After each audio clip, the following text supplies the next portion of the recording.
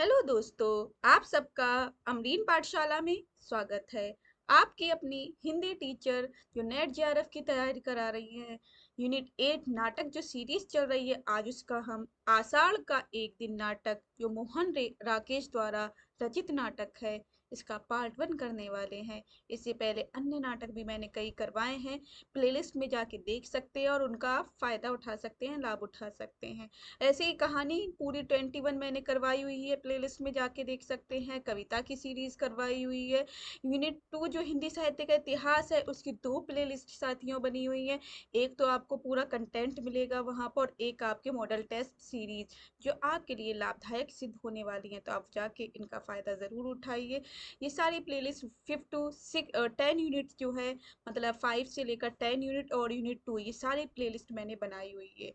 आप जाके ज़रूर देखिए और हमारे वीडियो को देखने के लिए लाइक शेयर और सब्सक्राइब ज़रूर करिए। अगर आप सब्सक्राइब कर देंगे, बेल आइकन पे जाके ऑल पे क्लिक करेंगे, नोटिफिकेशन के रूप में जब भी हमारी वीडियो अपलोड होगी आपको तुरंत मिल जाएगी, आपके पास नोटिफिकेशन पहुंच जाएगा। इसलिए बेल आइकन पे ऑल पे जाके क्लिक ज़रूर करिएगा। तो ये सब सारी बातें यही रही। अब हम आषाढ़ का एक दिन नाटक की तरफ चल रहे हैं साथियों। जो आषाढ़ का एक दिन नाटक जो है, मोहन राकेश का नाटक है। आषाढ़ का एक दिन नाटक जो है सन 1958 1958 में प्रकाशित हुआ था, जो मोहन राकेश ने प्रकाशित करवाया था 1958 में। ये हिंदी का नाटक है। इसे कभी कभी हिंदी नाटक के आधुनिक युग का प्रथम नाटक कहा जाता है।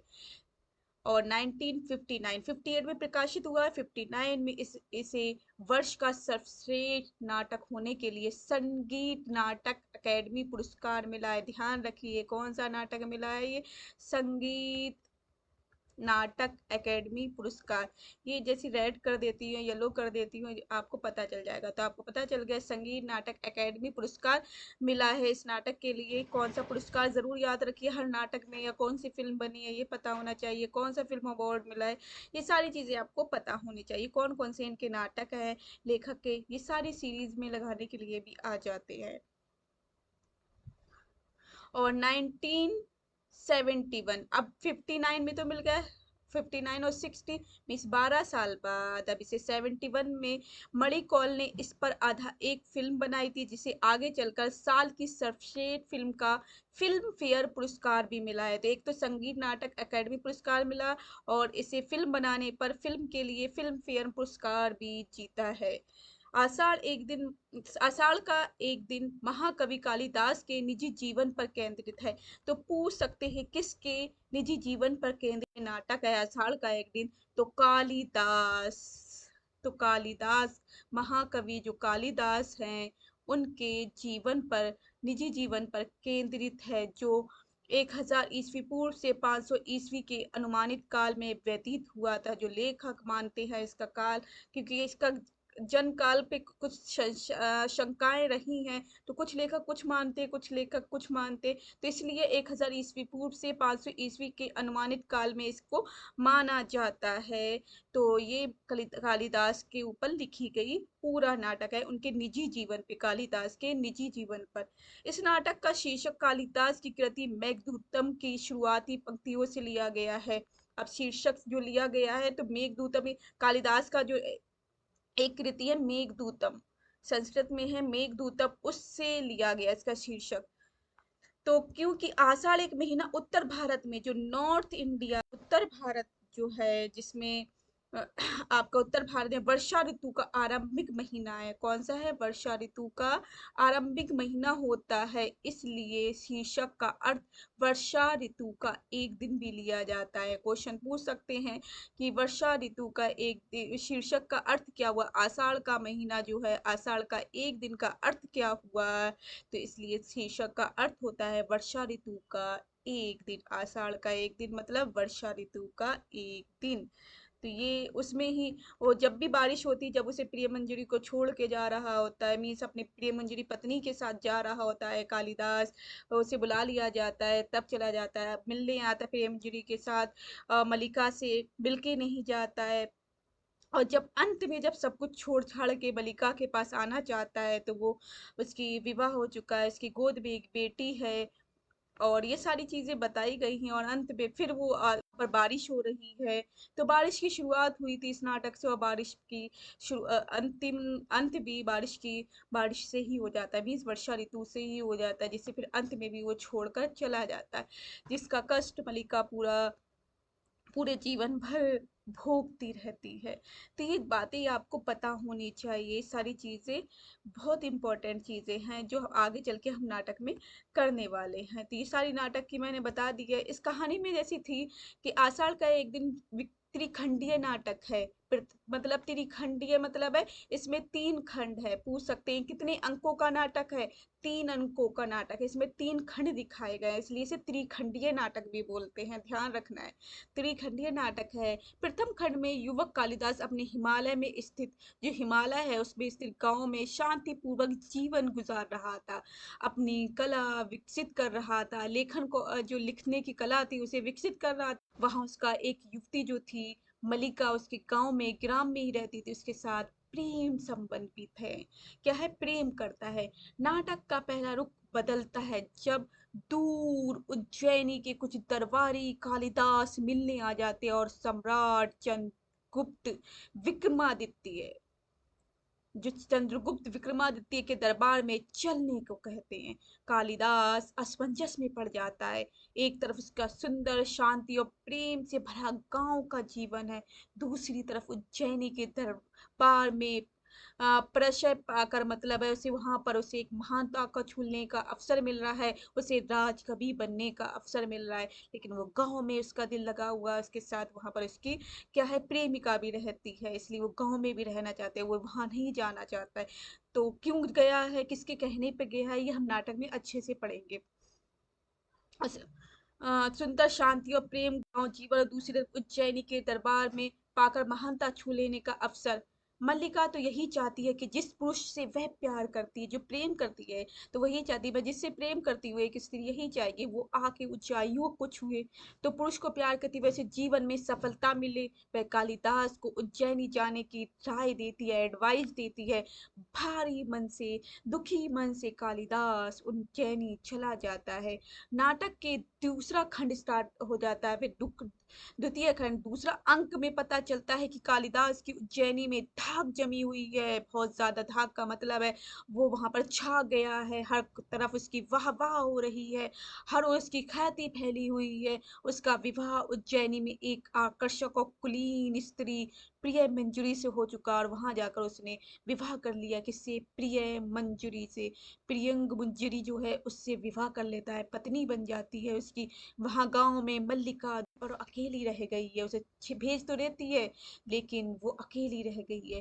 कालिदास और प्रियंग मंजरी अपने एक सेविक को दल के साथ कालिदास के पुराने गांव तो आते हैं। कालिदास अपनी पत्नी के साथ, जो प्रियंग मंजरी है और उसके कुछ सेवक हैं, उसके एक दल के साथ कालिदास के पुराने गांव आते हैं। लेकिन कालिदास तो मल्लिका से मिलने नहीं आता, लेकिन प्रियंग मंजरी जाती है। प्रियंग मंजरी मिलने जाती है, वह मल्लिका से सहानुभूति भी जताती है और कहती है कि वह उसे अपनी सखी बना लेगी, और कहती है कि वह उसे क्या बना लेगी, अब उसका पति तो उससे शादी कर चुका है, अब मैं उसे सौत तो नहीं बना सकती लेकिन सखी बना सकती हूँ। कहती है क्या बना सकती हूँ, कि वह उसे अपनी सखी बना लेगी, उसका विवाह किसी राज सेवक से करवा देगी। उसका विवाह किससे करवा देगी? राज सेवक से करवा देगी। मलिका ऐसी सहायता से साफ इनकार देती है कि मुझे किसी से विवाह नहीं करना है। नाटक का तृतीय और अंतिम खंड स्टार्ट हो जाता है। अंतिम स्टार्ट हो जाता है कि कालिदास गांव में अकेला ही आज धमकता है। मल्लिका तक खबर पहुंचती कि कालिदास को कश्मीर का राज्यपाल बना दिया गया था, लेकिन वह सब कुछ त्याग के आ चुका है। राज्यपाल एक बड़ा पद मिल गया, लेकिन सब कुछ त्याग कर वह भाग आया है। निस्सहाय मलिका को वैश्या बनने पर मजबूर होना पड़ा। वैश्या का मतलब उसे वहां पर गांव में एक सदस्य रहता है, उसके साथ ही वो शादी विलोम से कर लेती है। और उसकी एक बेटी भी होता है, और उसकी एक छोटी सी बेटी है। कालिदास मल्लिका से मिलने आता है, लेकिन मल्लिका के जीवन की इन सच्चाइयों को देख पूरी तरह निराश होकर चला जाता है, क्योंकि वो उसकी तरफ इससे इतने कष्ट झेले, उसका इंतजार करा, और वो जब गांव में आया तब भी वह मिला नहीं। अंत में उसकी माँ भी साथ देते देते मर जाती है। मल्लिका की जो अंबिका माँ जो होती है वो भी मर जाती है। अब वो चाहती थी कि मेरी बेटी अकेली कैसे रहेगी, मेरी अकेली बेटी बेटी अनाथ हो जाएगी। तो अगर ऐसे रहेगी तो गांव के लोग पता नहीं क्या क्या बोलेंगे, इसलिए विवाह करवा देती है विलोम से। तो इसलिए अब उसकी बेटी हो जाती है। अब अंत में वो आ रहा है जिसका अब उसका तो सब कुछ उजड़ चुका है, वो फिर क्या करती है, एक शराबी के साथ वो शराब पीता रहता है विलोम, उसके साथ उसका विवाह हो जाता है, उसे अपना लेता है। और इस तरह से मल्लिका के जीवन की इन सच्चाइयों को देख पूरी तरह निराश होकर चला जाता है। नाटक इसी जगह पर समाप्ति पर पहुंच जाता है। ये नाटक है, बहुत अच्छा नाटक है, देखकर आपको भी दुख होगा, पढ़ने में मजा भी आएगा। तो चलिए देखते हैं, इनके पात्र को जान लेते हैं, आपको पता होना चाहिए पात्र कौन कौन से हैं। अंबिका ग्राम की एक वृद्धा स्त्री है जो मल्लिका की माँ है अंबिका। मल्लिका उसकी पुत्री हो गई, कालिदास कवि हो गए। दंतुल राजपुरुष हैं, याद रखिए दंतुल एक राजपुरुष हैं जो राजा के दरबार में काम करते हैं। मातुल कवि मातुल हैं, यहाँ पर मातुल का नाम आया, यहाँ पर कवि भी एक मातुल जो है गांव के ही है, वो कवि में दिखाए गए हैं। निक्षेप ग्राम पुरुष है, निक्षेप कौन है, ग्राम का पुरुष है। विलोम ग्राम पुरुष है। ग्रामिस गांव का ही एक आदमी है, और विलोम भी गांव का ही एक आदमी है। रंगिनी नागरी और संगिनी नागरी, मतलब नागरी इसलिए बोला गया है, ये सेविकाएं हैं, किसकी हैं, प्रिय मंजरी की सेविकाएं हैं रंगनी संगनी। और अनुस्वार अनुनासिक वहाँ के अधिकारी हैं, जो साथ में ये चारों लोग आते हैं। रंगनी संगनी अनुस्वार और अनुनासिक, इन्हीं अनुस्वार अनुनासिक के उसमें से ही प्रियंक मंजरी कहती है, इन दोनों में से आपको अनुस्वार या अनुनासिक में अगर कोई भी पसंद हो, मैं इनमें से किसी के साथ तुम्हारा विवाह करा दूंगी, लेकिन वो मना कर देती है। प्रियंक मंजरी राजकन्या है वहाँ की, और कवि की पत्नी है। ये सारी चीजें आपको पता चल गई, ये सारी चीजें हैं। अंतर्वस्तु 1 अंक 2 अंक 3 ये सारी चीजें यहाँ पर बताए गए। अंक 1 स्टार्ट हो जाता है यहाँ पर, पर्दा उठने से पूर्व हल्का हल्का, जब पर्दा है मंचन का, तो उससे पूर्व हल्का मेघ गर्जन की, मेघ की गरजने की आवाज, वर्षा का शब्द, जो पर्दा उठने के अनंतर भी कुछ क्षण चलता रहता, फिर धीरे धीरे धीमा पड़कर विलीन हो जाता, पर्दा धीरे धीरे उठता है। यहाँ बारिश का एक समय दिखाया गया था, वहां पर आवाजें दिखाई गई थी और पर्दा उठने लगता है। एक साधारण प्रकोष्ठ दीवार लकड़ी की है, परंतु निचले भाग में चिकनी मिट्टी से पोती गई है। बीच बीच में गेरू से स्वस्तिक चिन्ह बनाए गए, स्वस्तिक चिन्ह बनाए होंगे गांव में आपने देखे होंगे, गेरुए कलर के, ऑरेंज कलर के, वो गेरुआ कलर टाइप का जो रहता है, उसके स्वास्तिक चिन्ह जो रहते हैं शुभ लाभ के, इस तरह से चिन्ह बनाए गए ओम के, इस तरह के एक साथ हर, तो यह स्वास्तिक चिन्ह बने हैं। सामने का एक द्वार अंधेरी ड्योढ़ी में खुलता है। ड्योढ़ी का मतलब है दरवाजा होता है, दरवाजे में घुसते हैं वहां पर ड्योढ़ी वाला स्थान आ जाता है, एक छोटा सा, फिर उसके बाद एक और दरवाजा होता है, फिर अंदर जाते हैं, तो ड्योढ़ी वो बोलते हैं ड्योढ़ी। उसके दोनों ओर छोटे छोटे ताक हैं, ताक का मतलब छोटे छोटे अलमारी है, उसे ताक बोलते हैं। एक तिकोने जैसे होते हैं, कैसे होते हैं, तिकोने टाइप के, इस तरह से तिकोने टाइप के बने रहते हैं ऐसे। और ये ताक टाइप का मान सकते हो आप, ये ताक हो गया, ये तिकोना टाइप का ताक इस तरह से बना होता है कुछ, देखो ऐसे ऐसे ऐसे और ऐसे, ठीक है, इस तरह से बना हुआ ताक होता है। ये किसमें, दीवार में रहते हैं, किसमें रहते हैं, दीवार में रहते हैं, यह आपको पता होना चाहिए। जिनमें मिट्टी के बुझे हुए दिए रखे हुए हैं, मिट्टी के बुझे हुए दिए रखे हुए हैं। बाई और एक द्वार जिसे प्रकोष्ठ में जाने के लिए है। द्वार खुला होने पर उसे प्रकोष्ठ में बिछे तल का एक कोना दिखाई देता है। द्वारों के किवाड़ भी मिट्टी से पोते गए हैं और उन पर गेरू एवं हल्दी से कमल तथा शंख बनाए गए हैं। किससे, ये पूछ सकते हैं, किसके, गेरू एवं हल्दी से कमल तथा शंख बनाए गए हैं। तो आपको पता होना चाहिए, यहीं से क्वेश्चन बना के पूछ सकता है नेट, कहीं से भी अब क्वेश्चन उठा के पूछ रहे हैं, तो आपको पता होना है किवाड़ पे मिट्टी से पोते गए हैं, कमल और शंख बनाए गए हैं, किससे, गेरू एवं हल्दी से, ये आपको पता होना चाहिए, और मिट्टी से पोते पोते गए हैं। झरोके हैं जहाँ बीच बीच में बिजली कौंधी दिखाई देती है। जो इंपॉर्टेंट पॉइंट्स बताती जा रही है वहां पर आप शॉर्ट नोट्स में अपना नोट डाउन जरूर करते रखिए, जहां जहां मैं बताती जाऊंगी, क्योंकि यहाँ से अगर ये चीज भी आपने कर लिया और रिवीजन करेंगे इस शॉर्ट नोट्स से, तो आपको 100% नेट जेआरएफ, नेट तो नेट फिर जेआरएफ तक मिल सकता है। इस तरह से पढ़ेंगे, अपने छोटे छोटे पॉइंट्स को रिवाइज करके। जो जो मैं पॉइंट्स बता रही हूँ उससे जरूर रिवाइज करें, लिख लीजिए। प्रकोष्ठ में एक और चूल्हा है, आसपास मिट्टी और कांसे बर्तन है। आसपास किसके? मिट्टी और कांसे के बर्तन रखे, चूल्हा रखा है, मिट्टी और कांसे के बर्तन रखे हैं, ये लिख लीजिए। दूसरी ओर झरोखे में कुछ हटकर तीन चार बड़े बड़े कुंभ रखे हैं जिन पर कालिक और काई जमी हुई है। क्या जमी हुई है? कालक जमी हुई है, काई जमी हुई है। काई जब बरसात होती है काई जम जाती है, ग्रीन ग्रीन सी, उसे बोला जा रहा है। और उन्हें कुशा से ढककर ऊपर पत्थर रख दिए गए। झरोकों से सटा एक लकड़ी का आसन है जिस पर बाग छाल बिछी है। चूल्हे को निकट दो चौकियां हैं, उन्हीं में से एक पर बैठी अंबिका छाछ में धान फटक रही है। छाछ क्या होता है?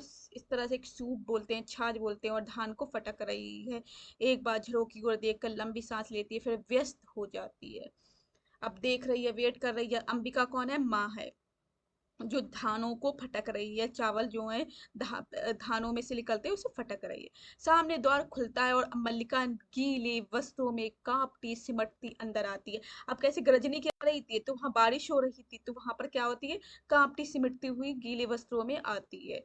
अंबिका आंखें झुकाए व्यस्त रहती है। मल्लिका क्षण भर ठिठकती है, फिर अंबिका के पास आकर, अपनी माँ के पास आकर बोलती है, बैठती है और फिर बोलती है मल्लिका, आषाढ़ का पहला दिन और ऐसी वर्षा माँ, ऐसी धारासार वर्षा, दूर दूर तक की उपकथ्याएं भीग गई, और मैं भी तो देखो नमक कैसे भीग गई हूँ। बहुत इंपॉर्टेंट कथन है, कैसे मैं भीगी हुई आई हूँ माँ, देखिए। तो ये अपनी माँ को बता रही है। किसके साथ ये भीग के आई है? अब वो अपने प्रेमी से मिलने गई हुई थी। ये किससे? ये प्रेमी से मिलने गई है, कालिदास के मिलके आ रही है। स्टार्टिंग का समय है। अंबिका उस पर सिर से पैरों तक एक दृष्टि डालकर फिर व्यस्त हो जाती। मल्लिका घुटनों के बल बैठकर उसके कंधे पर सिर रख देती। गई थी कि दक्षिण से उड़कर आती बकुल पंक्ति को देखूंगी, और देखो सब वस्त्र भिगो आई। तो यहाँ पर जब वो गई थी तो लिखने गई थी, बहुत इंपॉर्टेंट है, यही पूछ सकती। दक्षिण से आती हुई, दक्षिण से उड़कर आती हुई बकुल पंक्तियों को देखूंगी। बकुल मतलब वहां पर एक जो चिड़िया आती हैं बकुल नाम की, दक्षिण की तरफ से एक पंक्तियों में आती हैं उड़ के एकदम। तो कही थी मैं देखने तो यही गई थी, लेकिन देखो मैं बारिश में भीग आई। बहुत इंपॉर्टेंट है ये जो मैं बता रही हूँ, जहां पर भी अंडरलाइन करवा रही हूँ, बता रही हूँ, इसे लिख लो। किसे देखने गई थी? बकुल पंक्तियों को देखने के लिए गई थी, इंपॉर्टेंट है। उसके केशों को चूम कर खड़ी होती है और ठंड से सिहर जाती है, और उसके फिर वो ठंड इतनी लग रही है, एकदम सिरहन सी आ जाती है, उसे ठंड लगने लगती है। सूखे वस्त्र कहाँ है माँ? इस तरह खड़ी रही तो जुड़ा जाऊंगी, तुम बोलती क्यों नहीं माँ? सूखे वस्त्र कहाँ है, बता दो। अंबिका आक्रोश की तरती से उसे देखती गुस्से में। अंबिका, सूखे वस्त्र अंदर तल पर हैं, तुमने पहले से नहीं निकाल कर रख दिए माँ मेरे लिए? अंदर को चल देते, तुम्हें पता था मैं भीग जाऊंगी, और मैं जानती थी तुम चिंतित होगी, परंतु माँ। द्वार के पास मुड़कर अंबिका की ओर देखती है, मुझे भीगने का तनिक खेद नहीं है। भीगती नहीं तो आज मैं वंचित रह जाती। अगर मैं आज अपने प्रेमी के साथ जो देखने बकुल पंक्तियों को देखने गई थी पहाड़ी की तरफ, और अगर मैं अपनी प्रेमी के साथ जो भीग गई, उस बारिश का आनंद ही अलग था माँ। अगर नहीं भीगती तो मैं वंचित रह जाती, द्वार से टेक लगा लेती, क्योंकि अंबिका जो है, मल्लिका जो है, वो कवि कालिदास से बहुत प्रेम करती है, बहुत ज्यादा। चारों ओर धुआंधार मेघ घिर आए थे माँ, मैं जानती थी वर्षा होगी, फिर भी मैं घाटी की पगडंडियों पर नीचे नीचे उतरती गई। एक बार मेरा अंशुक भी हवा में उड़ा दिया, फिर बूंदे पड़ने लगी।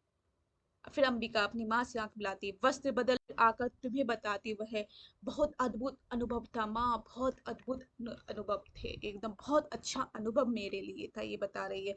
अंदर चली जाती है अंबिका, उठकर फटके हुए दान को एक कुंभ में डाल देती और दूसरे कुंभ से नया धान निकाल लेती। अंदर के प्रकोष्ठ में मल्लिका के शब्द सुनाई देते रहे, बीच बीच में उसकी झलक भी दिखाई दे जाती थी। वो नीचे अब कपड़े बदलने चली जाती।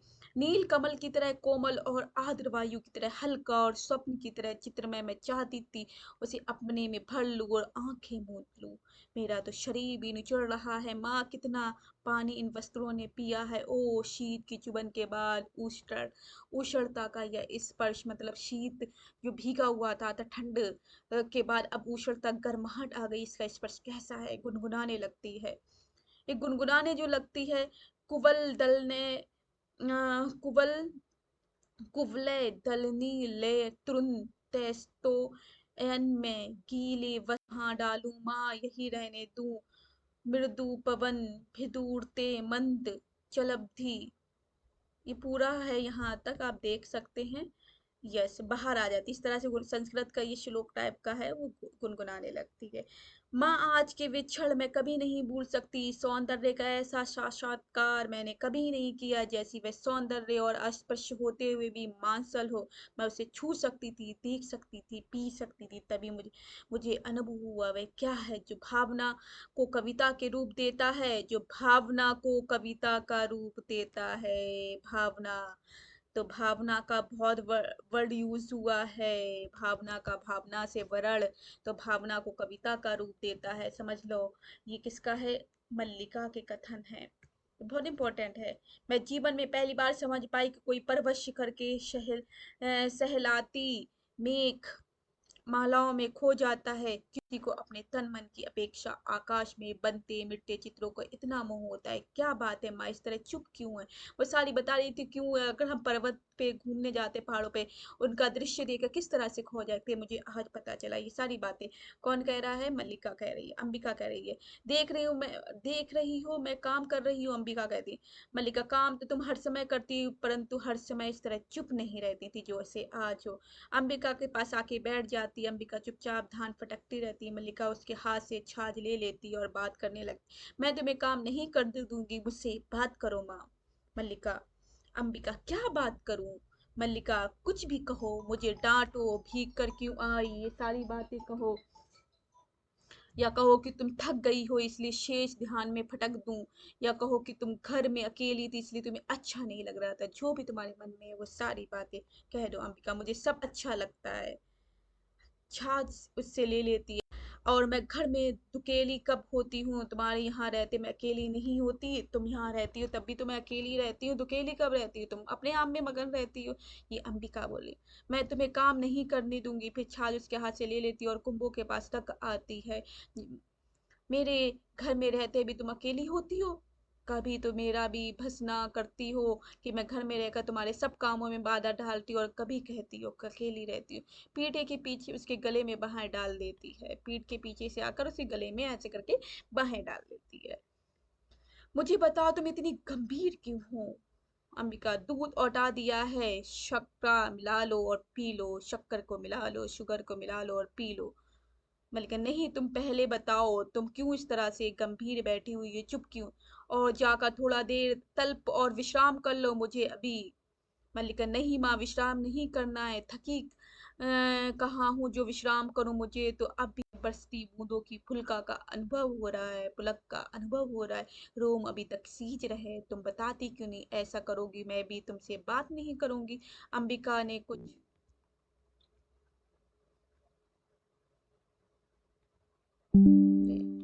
अंबिका ने कुछ न कहकर आंचल से आंखें पोंछती है और उससे पीछे से हटाकर पास की चौकी पर बैठा देती है। मल्लिका क्षण भर चुपचाप उसकी ओर देखती रहती। क्या हुआ माँ, तुम रो क्यों रही हो? कुछ नहीं मल्लिका, कभी बैठे बैठे मन उदास हो जाता है। मल्लिका, बैठे बैठे मन उदास हो जाता है, पर तू बैठे बैठे रोया तो नहीं जाता। तुम्हें मेरी सौगंध माँ, मुझे बताओ क्या बात है? दूर कुछ कोलाहल और घोड़ों की टापों के शब्द सुनाई देता है। अंबिका उठकर झरोखे के पास चली जाती है। मल्लिका क्षण भर बैठी रहती, फिर वह भी जाकर झरोखे के से देखने लगती है। टापों के शब्द आकर दूर चले जाते। मतलब यह कौन लोग हैं माँ? अंबिका, संभवतः राज्य के कर्मचारी हैं। अब कैसी आवाजें आ रही हैं? घोड़े की टापों की, तो कहते हैं ये राज्य कर्मचारी है। ये यहाँ क्या कर रहे हैं अंबिका? जाने क्या कर रहे हैं। वर्ष, कभी वर्षों में ये आकृतियां यहाँ दिखाई देती हैं। बहुत इंपॉर्टेंट कथन है अंबिका का। वर्षों में यह आकृतियां दिखाई देती और जब भी दिखाई देती कोई ना कोई अनिष्ट होता है। कभी युद्ध की सूचना आती है तो कभी महामारी की आती है, मगर अनिष्ट जरूर होता है। बहुत इंपॉर्टेंट है अंबिका का कथन ये। पिछली महामारी में जब तुम्हें पिता की मृत्यु हुई थी तब भी मैंने ये आकृतियां देखी थी। जब भी तुम्हारी महामारी में पिता की मृत्यु हो गई थी, तो अब यह पता होना चाहिए इसके पिता की मृत्यु किससे हुई थी? महामारी से हुई थी। महामारी से, एक बहुत बड़ी महामारी आई थी जिससे अंबिका के मल्लिका के पिता की मृत्यु हो जाती। मल्लिका, परंतु आज ये लोग यहाँ किस लिए आए, न जाने किस लिए। अंबिका पे छाछ उठाने लगती, परंतु मल्लिका उसे वहां पकड़कर रोक लेती। मल्लिका, माँ तुमसे बात नहीं बताई। अंबिका पल भर के स्थिर दृष्टि से देखती रहती है, उसकी आंखें झुक जाती। अग्निमित्र आज लौट आया है। छाछ उतारकर अपने स्थान पर चली जाती है। मल्लिका वहीं खड़ी रहती। लौट आया कहाँ से? जहां मैंने उसे भेजा था। तुमने भेजा था? होठ फड़फड़ाने लगते हैं। वे बढ़कर अंबिका के पास आ जाती। किंतु मैंने तुमसे कहा था अग्निमित्र को कहीं भेजने की आवश्यकता नहीं है। क्रमशः स्वर में और उत्तेजना आ जाती। तुम जानती हो मैं विवाह नहीं करना चाहती, फिर उसके लिए प्रयत्न क्यों करती? तुम समझती हो निरर्थ के प्रलाप करती हो। अंबिका धान की मुट्ठी ले लेकर जैसे मसलती हुई छाछ को गिराने लगती है। अग्निबिका, मैं देख रही हूँ तुम्हारी बात ही सच होने जा रही है। अग्निमित्र संदेश लाया, वे लोग इस संबंध के लिए प्रस्तुत नहीं है। कहते हैं, क्या कहते, क्या अधिकार है उन्हें कुछ भी कहने का? मल्लिका का जीवन उसकी अपनी संपत्ति है, उसे नष्ट करना चाहती है तो किसी को उस पर आलोचना करने का अधिकार नहीं है। मल्लिका का बहुत इंपॉर्टेंट कथन है साथियों, ये जो मैं बताती जा रही हूँ इसे जरूर आप ध्यान में रखिए। क्या कहते हैं, क्या अधिकार है उन्हें कुछ कहने का? मल्लिका का जीवन उसकी अपनी संपत्ति है। मल्लिका का जीवन उसकी अपनी संपत्ति है, वह उसे नष्ट करना चाहती तो किसी को उस पर आलोचना करने का क्या अधिकार है? ये सारा बहुत इंपॉर्टेंट कथन है। अंबिका, मैं कब कहती हूँ मुझे अधिकार है? मल्लिका सिर झटकती अपनी उत्तेजना को दबाने का प्रयत्न करती है। मैं तुम्हारे अधिकार की बात नहीं कर रही माँ। अंबिका, तुम ना कहो, मैं कह रही हूँ आज तुम्हारा जीवन तुम्हारी संपत्ति है, मेरा तुम पर कोई अधिकार नहीं। मल्लिका के पास की चौकी पर बैठकर उसके कंधे पर हाथ रहती। मल्लिका, ऐसा क्यों कहती है तुम? मुझे समझाने का क्यों नहीं करती? अंबिका उसके हाथ कंधों पर से हटा लेती है। मैं जानती, अंबिका कहती, मैं जानती हूँ तुम पर आज अपना अधिकार भी नहीं है, किंतु इतना बड़ा अपवाद मुझे नहीं सहा जाता है। मल्लिका बाएं घुटने पर रखकर उन पर सिर टिका लेती है। मल्लिका, मैं जानती हूँ माँ अपवाद होता है, तुम्हारे दुख की बात भी जानती हूँ, फिर भी मुझे अपराध का अनुभव नहीं होता। मैंने भावना में एक भाव का वर्ण किया है। साथियों, बहुत इंपॉर्टेंट लाइन है, मैंने भावना में एक भावना का वर्ण किया है। ये पूरा इंपॉर्टेंट कथन है जहां तक मैं ये बता रही हूँ। ये पूरा इम्पोर्टेंट कथन है, ये पूरा आपके लिए बहुत इम्पोर्टेंट है, पढ़ के बता रही हूँ। मैंने भावना में वर्ण किया है। मेरे लिए संबंध और सब संबंधों से बड़ा है। मैं वास्तव में अपनी भावना से प्रेम करती हूँ, जो पवित्र है, कोमल है, अनश्वर है। भावना का वर्ण किया है। याद रखिए, बहुत इंपॉर्टेंट लाइन है। अंबिका के चेहरे पर रेखाएं खिंच जाती हैं। और मुझे ऐसी भावना से वितृष्णा होती है, पवित्र, कोमल और अनश्वर है, जो ऐसी भावना से वितृष्णा होती है। कैसी भावना से? पूछ सकते हैं, किसका कथन है? ऐसी भावना से वितृष्णा होती है। माँ मुझ पर विश्वास नहीं क्यों नहीं करती? मल्लिका बोलती है। अंबिका कहती है, तुम जिसे भावना कहती हो, अब अंबिका यहाँ बोल रही है, माँ बोल रही का क्या बोलते हैं, तुम जिसे भावना कहती वह केवल छलना है और आत्म प्रपंचना है। भावना में भावना का वर्ण किया है। मैं पूछती हूँ, भावना में भावना का वर्ण क्या होता है? उससे जीवन की आवश्यकताएं किस तरह पूरी होती है? भावना से भावना का वर्ण हूँ, भावना में भावना का वर्ण हूँ। बहुत इंपॉर्टेंट लाइन है ये साथियों। मल्लिका, जीवन की स्थूल आवश्यकताएं तो सब कुछ नहीं है माँ, उनके अतिरिक्त भी तो कुछ और है। फिर अंबिका फिर धान फटकने लगती। अंबी, होगा, मैं नहीं जानती। मल्लिका कुछ क्षण अंबिका की ओर देखती रहती। मल्लिका, सच तो यह है कि माँ की ग्राम के अन्य व्यक्तियों की तरह तुम भी उन्हें संदेह और वितृष्णा की दृष्टि से देखती हो। किसे देखती हो? तो मतलब है कालिदास के बारे में बात करी, तुम भी उन्हें संदेह और तृष्णा की दृष्टि से देखती हो। क्षण भर में दोनों की आंखें मिलती हैं। मैं उसे घृणा करती हूँ, मैं उससे नफरत करती हूँ। मल्लिका के चेहरे पर व्यथा, आवेश तथा विवशता की रेखाएं एक साथ खिंच जाती। मल्लिका, माँ। अंबिका, अन्य लोगों को इससे क्या प्रयोजन है, परंतु मुझे है उसके प्रभाव से घर नष्ट हो रहा है, क्योंकि तो वो शादी नहीं कर रहा है, विवाह नहीं कर रहा है, तुमसे प्रेम कर रहा है। इससे तुम्हारा अभी तो नष्ट हो रहा है घर, मेरा घर नष्ट हो रहा है। ड्योली की ओर कालिदास के शब्द सुनाई देने लगते। अंबिका के माथे की रेखाएं गहरी हो जाती। वह छाछ के लिए उठ खड़ी होती, क्षण भर ड्योली की ओर देखती, फिर अंदर को चल देती, क्योंकि अब कालिदास आता है। ठहरो माँ, तुम क्यों चली? माँ का जीवन भावना नहीं कर्म है, और उसे घर में बहुत कुछ करना है। बहुत इंपॉर्टेंट कथन है ये। माँ का जीवन भावना नहीं कर्म है, उसे घर में बहुत कुछ करना है। ये किसका है? अंबिका जो माँ है उसका कथन है। चली जाती कालिदास एक हरिण शावक को बाहों में लिए पुचकारता हुआ आता है। एक हरिण शावक जो है, हिरण का बच्चा, हरिण शावक का मतलब हिरण का बच्चे को लेके आता है, जिसके शरीर से लहू टपक रहा होता है, खून टपक रहा होता है। कालिदास, हम जिएंगे, हरिण शावक जिएगा ना कि एक बाढ़ में हाथ होकर हम प्राण नहीं देंगे। हमारा शरीर कोमल है तो क्या हुआ, हम पीड़ा सह सकते हैं। एक बार ले सकता है तो उंगलियों को कोमल ईश्वर प्राण दे भी सकता है।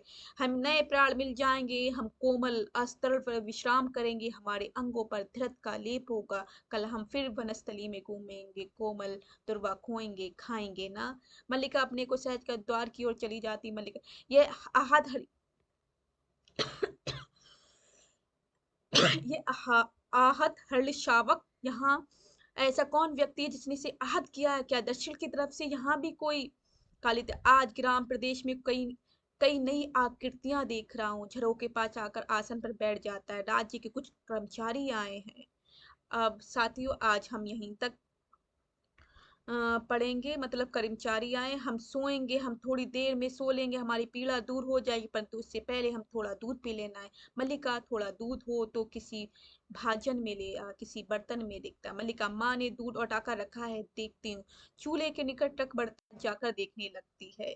अभी अभी दो तीन राज कर्मचारी को हमने घोड़ों पर जाते देखा है। माँ कहती कि जब भी ये लोग आते हैं कोई ना कोई अनिष्ट होता है। वर्षा के रोमांचक के बाद मुझे सब कुछ विचित्र लग रहा है, एक अजीब सी चीज लग रही है। इम्पोर्टेंट, माँ अभी आज बहुत ज्यादा रुष्ट है। बहुत इंपॉर्टेंट कथन है साथियों ये। आज यहीं पर ही इसका पार्ट वन यहीं पर ही समाप्त करते हैं। इससे अगला पार्ट कल की वीडियो में करेंगे साथियों। आज हमारा पार्ट वन साथियों समाप्त हो चुका है, तो आप देख सकते हैं इससे पार्ट टू हम इससे आगे वाला कल करने वाले हैं। तो चलिए bye bye, take care, have a nice day. प्यारा सा कमेंट जरूर करिए कैसा आपको नाटक लग रहा है। इससे हम 2 से 3 पार्ट में इस नाटक को पूरा कंप्लीट कर लेंगे। तो bye bye, take care, have a nice day. जहाँ रहें खुश रहें, आबाद रहें। जय हिंद, जय भारत।